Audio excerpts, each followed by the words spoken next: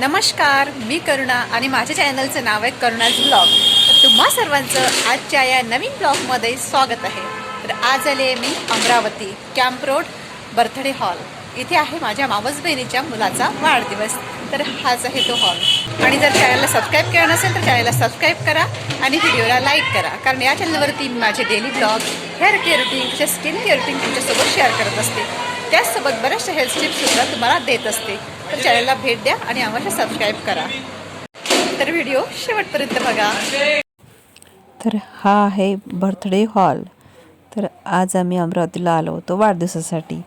तर हाच आहे तो बर्थडे हॉल. बघा, पूर्ण असा सजवलेला होता मस्त फुग्यांनी, म्हणजे लहान मुलांसाठी एकदम छान डेकोरेशन बघा. आणि माझा भाचा आणि मुलगा आहे हा, यांची गेल्या मस्त गळाभेट झाली आणि मस्त चालू झाली. दोघंही एकमेकाची वाट पाहत होते, म्हणजे मृगांक तिथं पोहोचण्याची वाट पाहत होता आणि माझा भाचा कृष्णा तो आमची तिथं येण्याची वाट पाहत होता. पण आम्हाला झाला थोडासा वेळ झाला, पण कार्यक्रम सुरू व्हायचा होता. कार्यक्रमाच्या वेळेच्या आधीच आम्ही पोहोचलो, कारण मी ड्युटीवर गेले होते. 6:30ला परत आले आणि तिकडूनच आम्ही मग तिकडे वाढदिवसाला गेलो. तर असं आहे हे बर्थडे हॉल. इथे जेवणाची व्यवस्थासुद्धा बाजूला एका साईडला केलेली होती आणि अशी पूर्ण सजावट. आणि हा आहे वाढदिवसाचा केक. तर मस्त केकच्या बाजूला, म्हणजे केकच्या मधून जाणारी ट्रेन होती. असा सुंदर असा केक जो आहे तो माझ्या मावस बहिणींनी सिलेक्ट केला होता आणि खरोखर केक खूप छान होतं दिसायला. आणि ते गेलो आम्ही, थोडंसं तयार वगैरे झालो. त्यानंतर माझे मामे भावाची मिसेस, म्हणजे माझ्या वहिनी, मी आणि माझी लहान मावशी, तर याच मावशीच्या नाताचा वाढदिवस होता. तर आम्ही असं मस्त छान गप्पा गोष्टी करत बसलेलो होतो. आणि तेवढ्यातच एंट्रीची तयारी पण चालू होती आणि बड्डे बॉयची झाली एंट्री. तर ही आहे माझ्या मावस बहिणीची फॅमिली.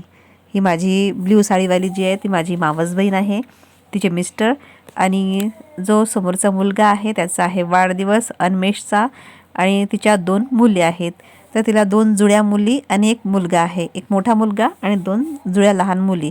त्या मुलीसुद्धा माझ्या शाळूपेक्षा 4 महिन्याने लहान आहेत. आणि माझ्या मावस बहिणीचं लग्न ना, या मावस बहिणीचं लग्न झालं होतं कोरोनामध्ये.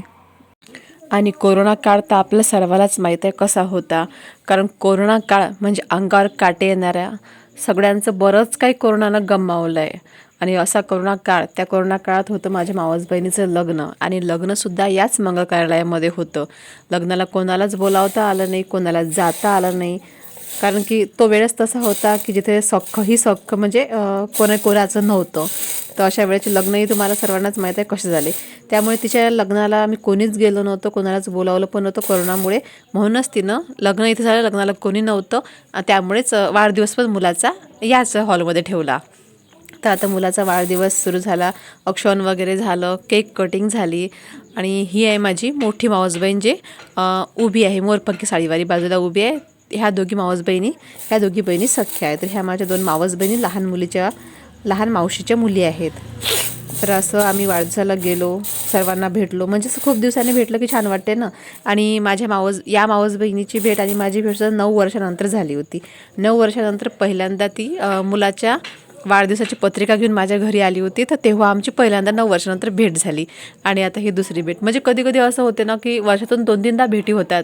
आता पुढच्या महिन्यात आमच्या मामाकडे महालक्ष्मी पण आहे, तिथे जर जाणं झालं तिथेसुद्धा भेट होते. आणि एखाद्या वेळेस असं होतं की 8-9 वर्ष भेट पण होत नाही. तर चला म्हटलं, असं म्हणजे असं कार्यक्रम असलं गेलो आपण की सर्वांच्या भेटी वगैरे होतात नाही का. त्याच्यामुळे आम्ही वाढदिवसाला गेलो. चला म्हटलं वेळातला वेळ काढून वाढदिवसाला जावं.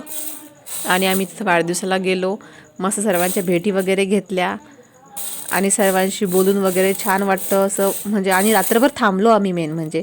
कारण कसं येणं आणि जाणं, काही भेटी वगैरे होत नाही, बोलणं होत नाही. तर रात्रभर आम्ही थांबलो. रात्री छान 2:30-3 वाजेपर्यंत गोष्टी केल्या. मग काही कोणाला झोप नाही, काही नाही. 1-1.5 तास झोपलो. परत माझ्या भावाला सकाळीच जायचं होतं, तर सकाळीच उठलो. आणि असा छान कार्यक्रम झाला बघा. केक कटिंग वगैरे झालं, फोटोशूट बरेच वेळ पुरलं.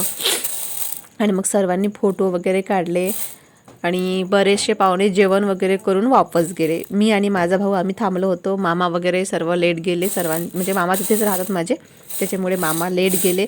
आणि आम्हाला कसं रात्रीचं थोडं दूर पडतं जाण्यासाठी, तर आम्ही रात्रभर तिथेच थांबलो. तर असा मस्त छान बर्थडे झाला. अन्मेषचा 5वा वाढदिवस होता. तर 5व्या वाढदिवसानिमित्त आम्ही सर्वजण एकत्र झालो होतो. आणि ही आहे माझ्या मामाची फॅमिली.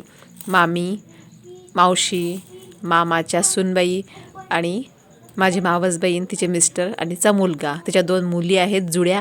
त्या मुली आता म्हणजे दुसऱ्याकडे होत्या, कारण लहान मुलं कशी चिडचिड होतात. त्यात मुलींची तयारी म्हणजे फ्रॉक वगैरे आणि एखाद्या साऱ्या सुंदर मस्त बावल्या, त्या आता बावल्यावर करत त्या आराम. आणि ही माझी मोठी मावस बहीण आणि मी, आम्ही इथे आहे. सर्वजण बोलत होतो. वाढदिवस झाला, जेवण वगैरे करून काही पाहुणे वापस गेले होते.